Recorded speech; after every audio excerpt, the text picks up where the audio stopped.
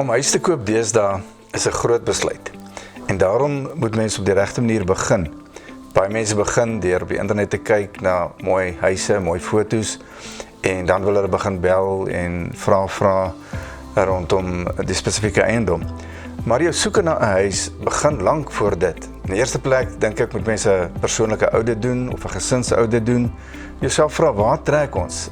In watter fase van ons lewe is ons? Is ons besig om af te tree? Is die gesin besig om uit te brei? Want die behoeftes gaan verskil.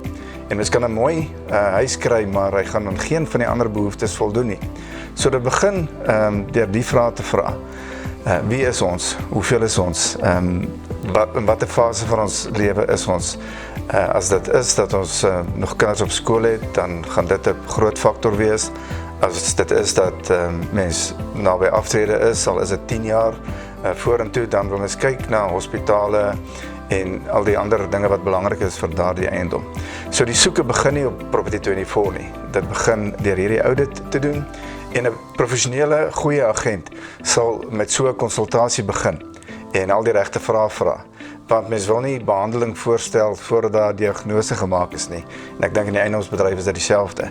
Dat ons graag wil weet, wat is mense se behoeftes, waar trek in hulle lewe, en dan met sekere voorstelle kom rondom eiendomme in ons areas.